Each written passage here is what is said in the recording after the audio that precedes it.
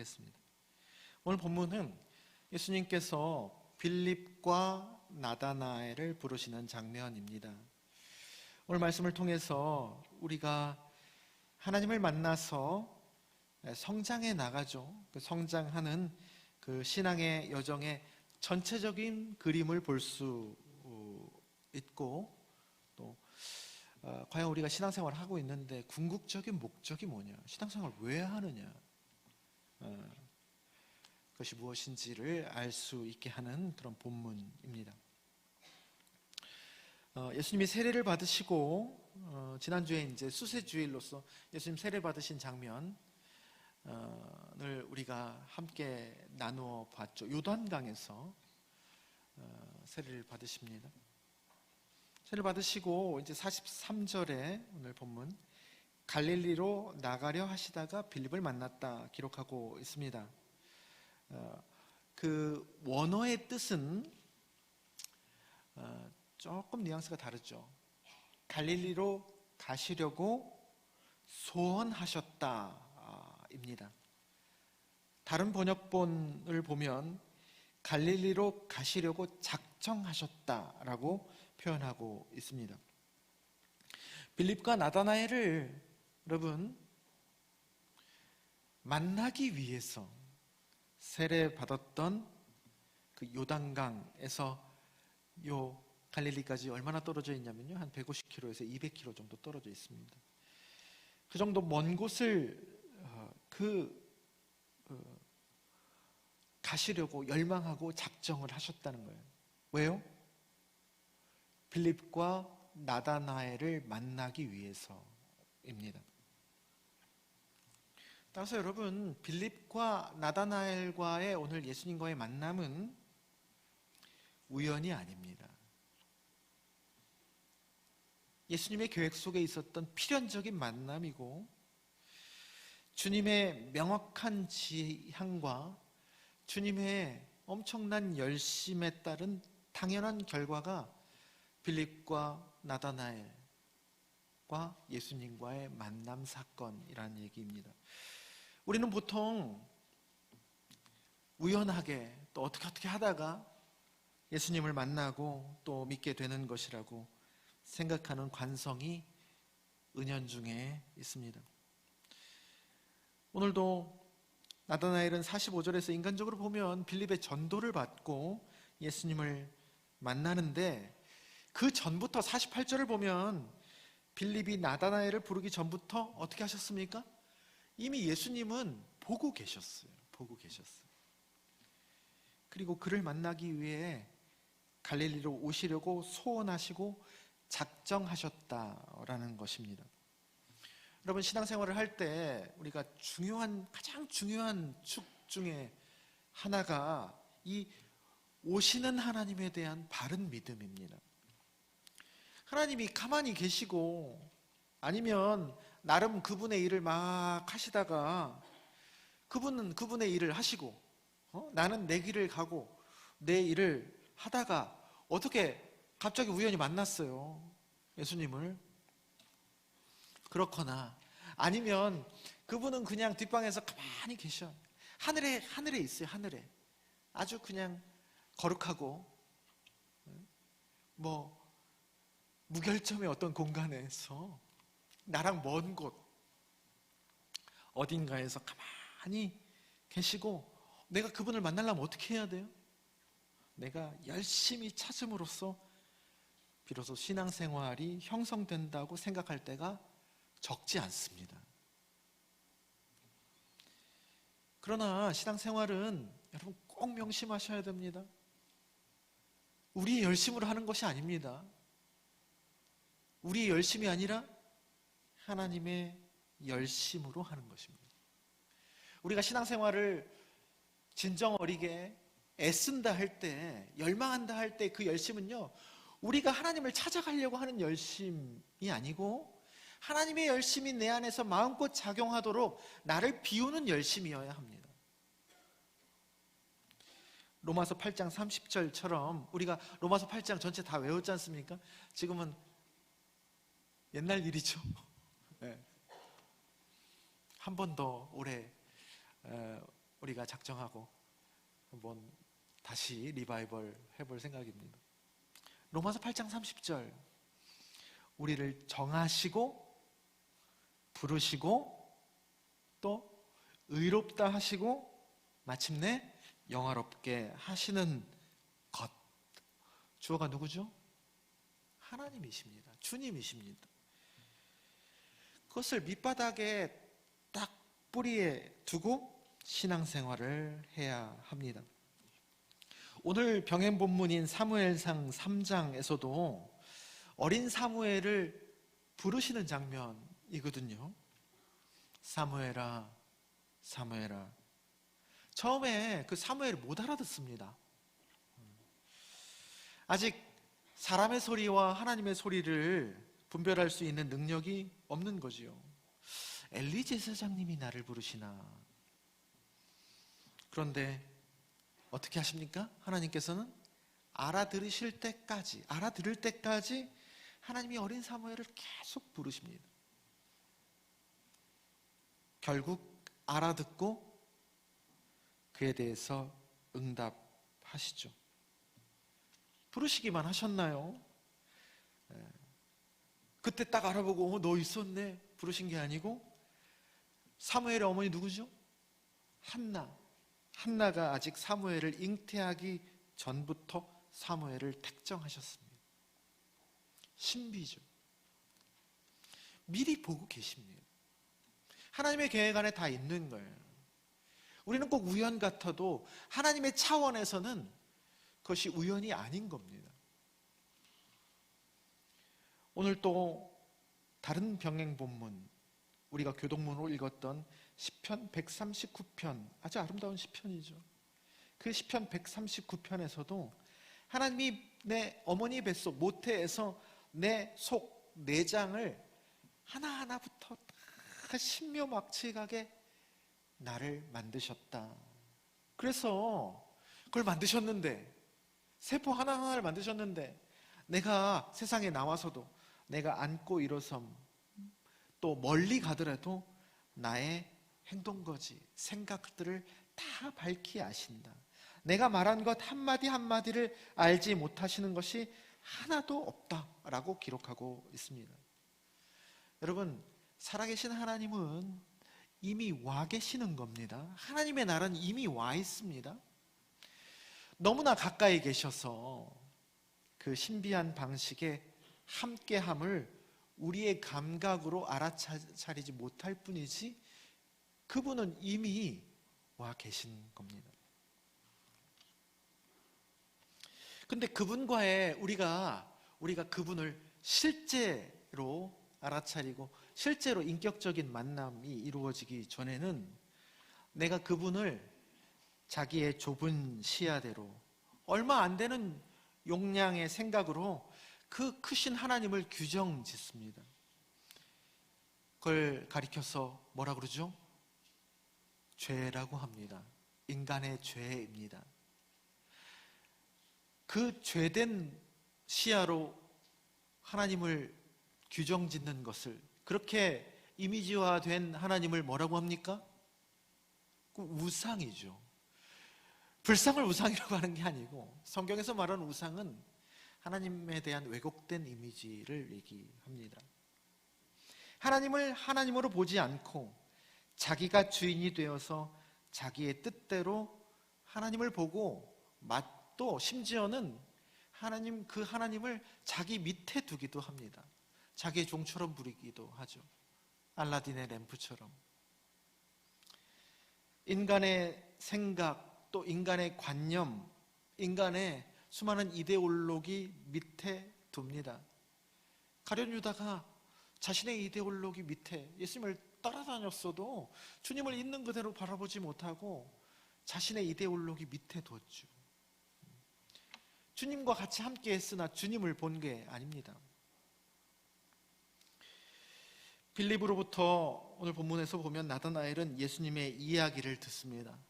이야기를 전해 들은 것이요, 어떻게 보면 이론과 교리를 들은 겁니다. 예수님에 대한 지식이죠. 그에 대한 나다나엘의 반응이 어땠지요? 46절을 보면 나사렛에서 무슨 선한 것이 날 수 있느냐 이렇게 반응합니다. 예루살렘에 비하면 변방 중에 변방인 갈릴리 나사렛이죠. 그것도 갈릴리 지방에서도 그 빌립과 오늘 등장한 인물들은 베세다 출신이었다라는 것을 이제 언급하고 있거든요. 부촌입니다. 베세다는. 그 부촌인 베세다에 비하면 나사렛은 빈촌입니다. 가난하기 그지없는 빈촌 나사렛. 예루살렘에 비하면 갈릴리라는 큰 지방이 강원도처럼 변방 중에 변방이고 그 중에서도 제일 가난한 동네라는 거예요. 나사렛이. 거기서 무슨 메시아가 나오냐. 거기서 말이 되는 소리를 해야지. 여러분, 이렇게 하나님을 믿어도 말씀을 읽어도 또 교회를 다녀도 예수님에 대한 지식을 정확하게 전달을 받아도 이미 오신 주님과의 인격적인 만남이 없이는 이 죄로 인한 무지에서부터 오는 자기 생각, 편견으로 예수 그리스도를 바라보려고 합니다. 한국교회에서 여러분 얼마나 많은 사람들이 이 만몬주의, 바알주의죠. 이스라엘 백성들이 하나님에 대한 순도가 떨어졌을 때 이런 현상이 나타나거든요. 성전 안에서만 하나님을 부르고 밖에서는 만몬을 섬깁니다. 바알을 섬깁니다. 풍요의 상징이죠. 그 만몬주의, 바알주의가 주는 돈의 논리, 또 성공과 풍요의 논리를 복음과 얼마나 혼동을 했습니까? 교회에서. 그게 복음인지 알았습니다. 여러분, 애들끼리 하는 말 중에 엘사라는 말 들어보셨습니까? 엘사? 어디 나오죠? 겨울왕국, 시온이 역시 겨울왕국에서 나오는 주인공이죠. 그러나 애들끼리 이런 얘기가 밖에서 막 다른 상황에서 쓴다는 말을 들었는데 좋은 말이 아닙니다. 어떻게 쓰냐면요, 그거 아십니까? 엘사라는 말, LH 사는 애라는 거예요. LH 사는 애. 비하하는 얘기입니다. 거기 사는 애들이랑 같이 섞이기 싫다는 배제와 혐오의 말입니다. 여러분, 또한 200충, 300충에 대한 얘기 압니까? 네? 한 달에 200만 원 버는 사람, 300만 원 버는 사람 뒤에다가는 충을 붙인답니다. 애들끼리. 네? 충이 뭐죠? 벌레라는 뜻이에요. 애들 말로는 무슨 충 그런 말을 쓰지 않습니까? 200만 원 버는 사람, 300만 원 버는 사람은 충이라는, 400부터는 충 안 붙인대요. 여러분, 이게 어른의 가치관이 애들의 가치관이 되어버린 것이죠. 우리 동네에도 없다고 할 수 없습니다. 제가 들리는 말로는 동네에도 그런 가치관들이 있습니다. 여러분, 세상은 그렇다 치더라도 교회가 뭐 하라고 있는 데입니까? 그런 썩어빠진 가치관이죠. 그것으로 팽배해 있는 시커먼 바다 같은 세속 문화에 저항하라고 교회가 있는 겁니다. 뭘로요? 뭘로 저항하라고 있는 겁니까? 물이 바다를 덮음같이 여호와를 아는 지식으로 세상에 충만하도록 교회가 존재하는 겁니다.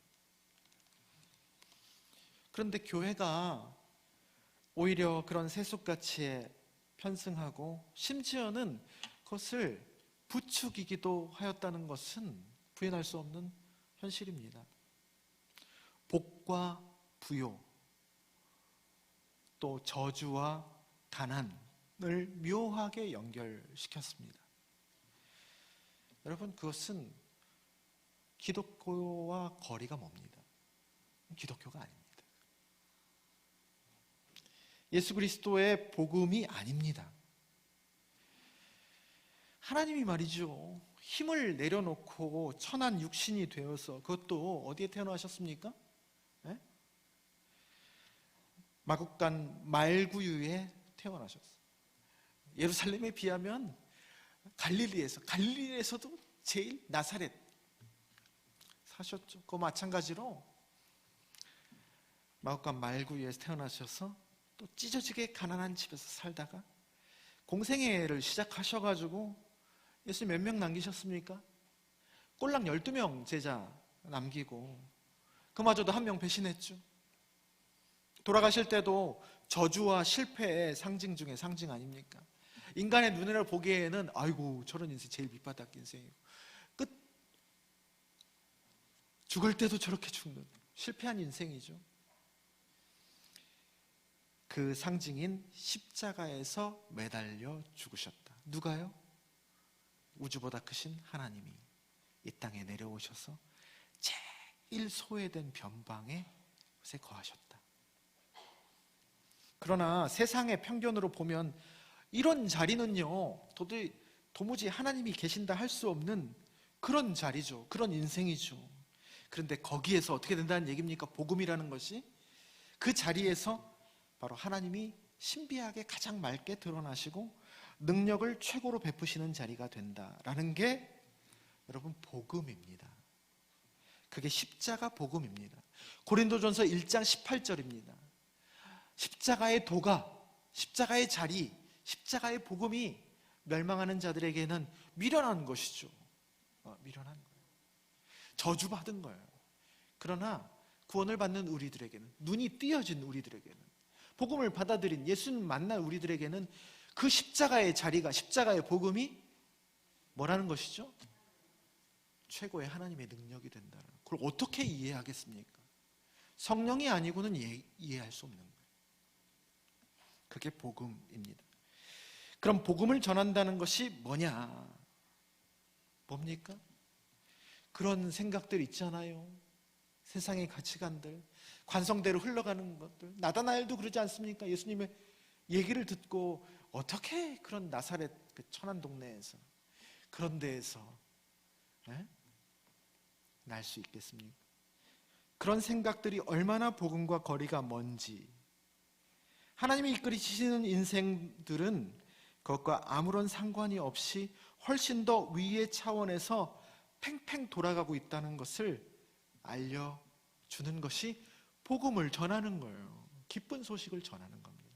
세상과 다른 소식을 전하는 거예요. 횡으로, 교회 바깥으로. 또 횡만 전합니까? 종으로, 다음 세대들에게 그런 얘기를 더 이상 하지 않도록, 그런 어른의 사고방식, 가치관을 우리는 물려받았어도 다음 세대들에게 더 이상 물려주지 않도록 하는 것이, 복음을 전달하는 것이 교회의 역할입니다. 그런데 예수를 만나 가치가 정말 변화된 이들을 통해서 이 지역사회와 세상의 가치가 실제로 그렇게 변해가는 것입니다. 다음 세대들에게 그래서 돈에 매인 세상의 가치관으로부터 자기를 지키도록 해주는 것입니다. 그게 복음화입니다. 세상과 똑같은 가치관을 가진 교회가 여러분 많아진다 한들 그게 교회 숫자가 늘어났다고 해서 무슨 복음화겠습니까?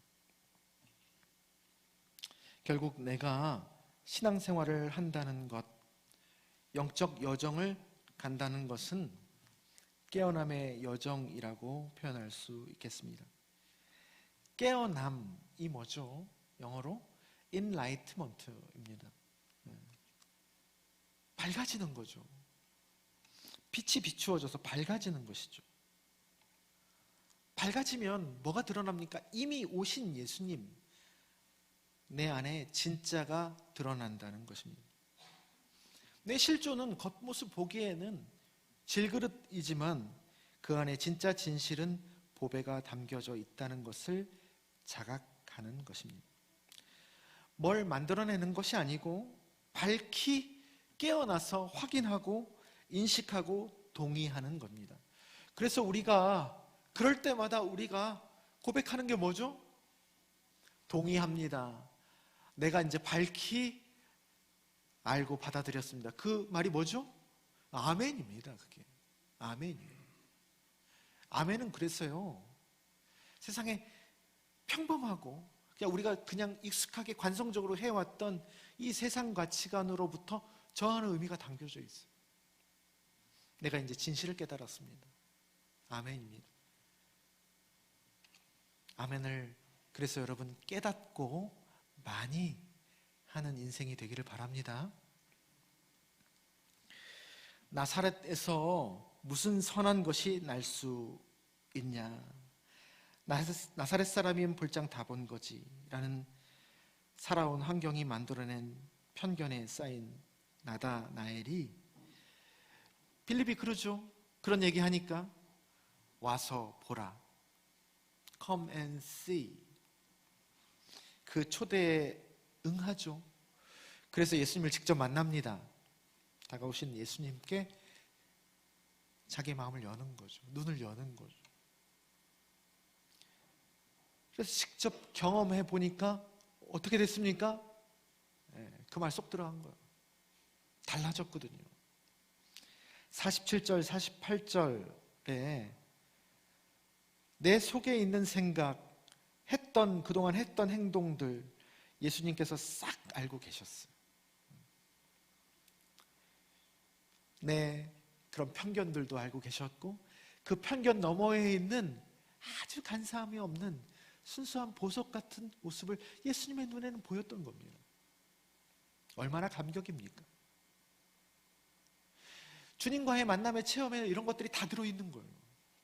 실제로요, 하나님 만남의 체험을 할 때 내 안에 있는 것들이 낱낱이 다 밝혀집니다. 어두운 것, 밝은 것, 추한 것, 아름다운 것. 그래서 그동안의 일이 파노라마처럼 흘러간다는 얘기를 그렇게 하나님 만남의 체험을 한 분들이 적지 않게 하시죠. 저도 그런 체험이 있었기 때문에 목사할 거 아닙니까? 그때 이렇게 되돌아보면 그렇게 신기하게 그 짧은 순간에 그 모든 것들이 다 낱낱이 밝혀진 것이죠.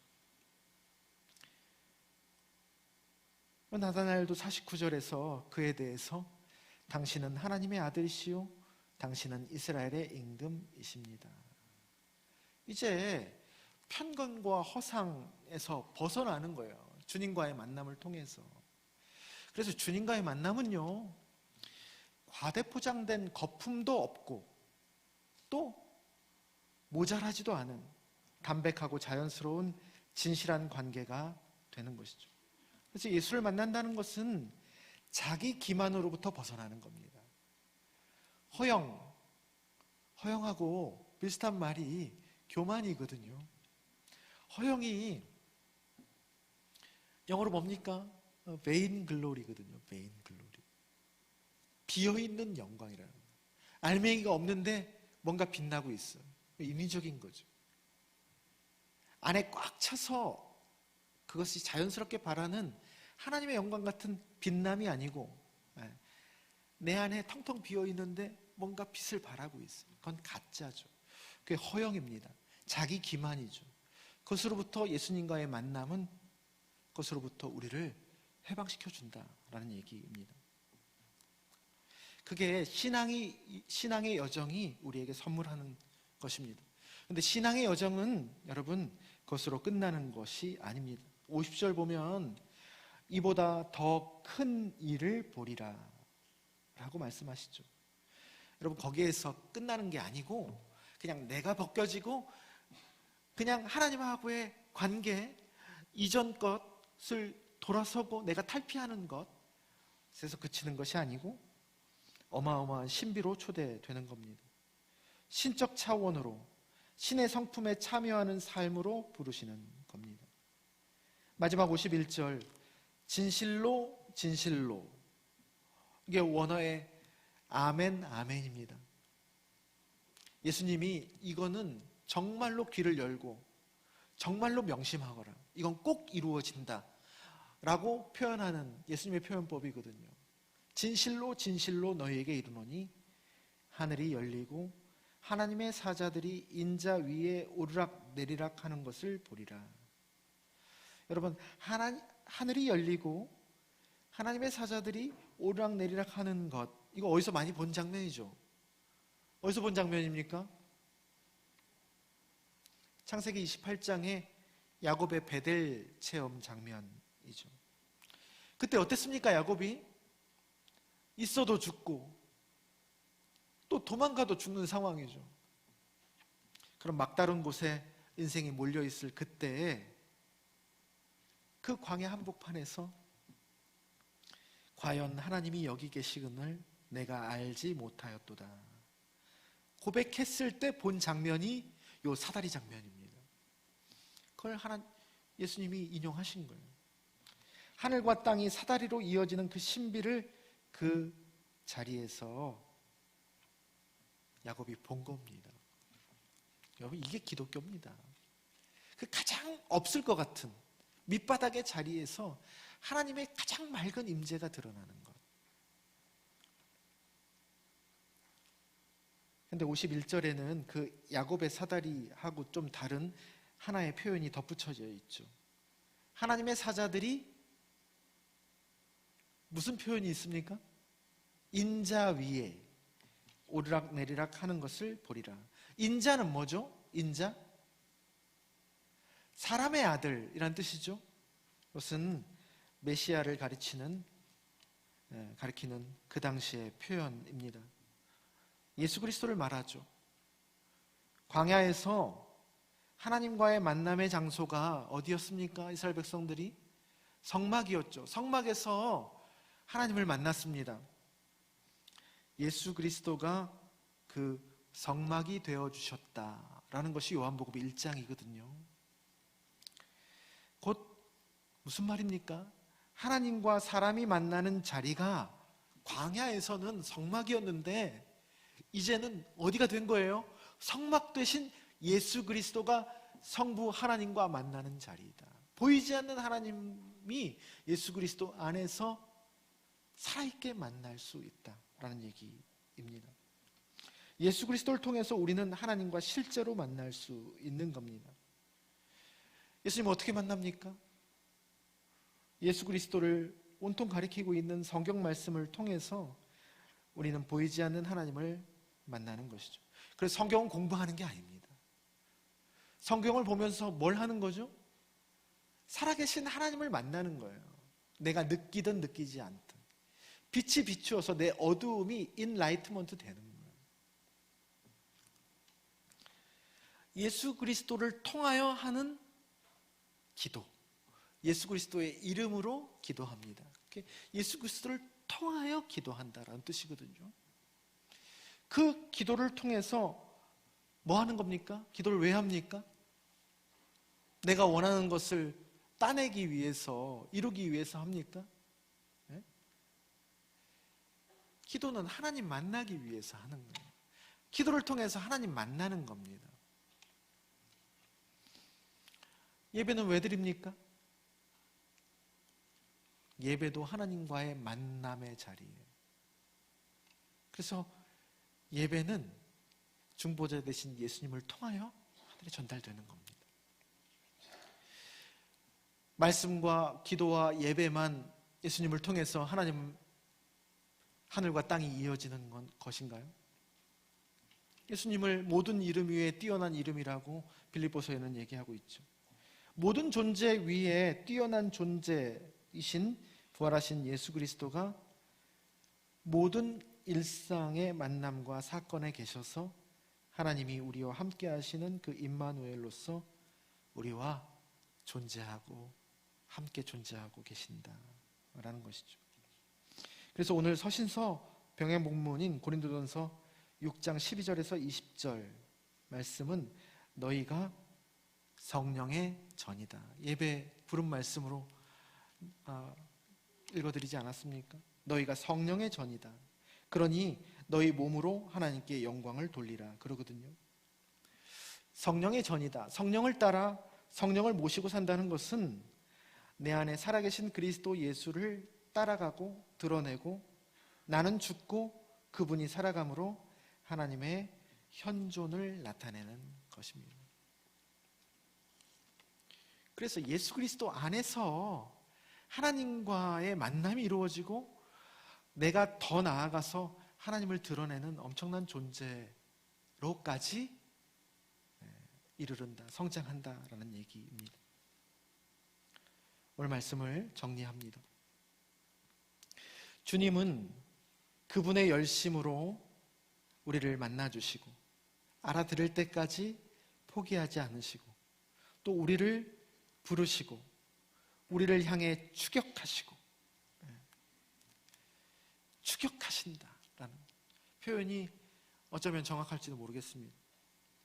프란시스 톰슨의 나를 뒤쫓는 하늘의 사냥개라는 긴 산문시가 있거든요. 그게 하나님을 얘기하는 겁니다. 나를 뒤쫓는 하늘의 사냥개라는 거예요. 사냥개 집요하죠. 내가 아무리 도망가도 집요하게 따라옵니다. 하나님을 뜻하는 거거든요. 그렇게 집요하게 추격하시고 그렇게 신실하게 우리를 만나주시려고 열망하신다. 그리고 주님 없이 쌓아왔던 나의 편견과 아집 안에서 잠들어 있던 내가 그분과의 그 실제적인 만남으로 깨어나서 하나님과 나를 진실되게 알아가고 더 나아가서 우리가 신적인 차원으로 초대되는, 심지어 내가 하나님의 현존을 드러내는 예수 그리스도로서 작은 예수로 살아가는 존재가 되는 것, 그렇게 우리를 끊임없이 이끌어내신다라는 것이 오늘 말씀의 메시지입니다. 사랑하는 낮은동산교회 성도 여러분, 누가 이 거룩하고 위대한 부르심이죠? 그것에 초대를 받을 수 있습니까? 누가 부르심을 받을 수 있습니까? 누구나이죠. 어린 사무엘일지라도. 그래서 아이들도 여러분 영혼이 꽉 차 있지 않은 게 아닙니다. 아이들 이미 준비되어 있어요. 이미 오셨어요. 다만 경험이 없다 뿐이지. 하나님의 소리와 사람의 소리를 구분할 수 있는 경험이 없는 거예요. 그걸 밑바닥에 깔고 해야 됩니다. 엘리는 못 들었는데 어린 사무엘은 듣잖아요. 어린 사무엘일지라도 사람들이 저기는 볼장 다 봤어. 무슨 하나님이 있어. 저 교회는 볼장 다 봤어. 라고 하는 자리라도, 또 사람들이 다 배척하는 세리와 죄인이더라도, 또 가난하고 또 열등감에 쌓여 있고 그동안 수치스러운 삶을 살아왔고 또 내가 계속 병중에 있을 때에도, 또 삼손처럼 눈이 말년에 다 뽑혀서 죽을 때에도 예수님처럼 십자가 한복판에서 하나님은 임하신다. 우리가 할 몫은 뭡니까? 그분의 그 열심에, 가리지 않고 찾아오시는 그 열심에 어린 사무엘이 마침내 4번째 부르실 때 알아듣거든요. 도움을 통해서. 그때 하나님께 했던 말 기억하십니까? 사무엘은 어떻게 응답하죠? 주여 말씀하옵소서, 주의 종이 듣겠나이다 로 반응하는 것이 우리의 몫입니다. 그렇게 반응하기만 하면 되는 겁니다. 내 수많은 생각, 내 계획들을 좀 멈추고 일상 속 나에게 주어진 모든 것 안에서 모든 것이 되시는 주님의 현존을 와서 보고 받아들이는 것에 집중하면 어느새 그 나머지는 하나님의 계획 안에 있는 의의 길로 우리를 이끌어 주시리라 믿습니다. 우리의 삶이, 또 우리의 교회가 이런 은혜가 가득히 흐르기를 주님의 이름으로 축원합니다.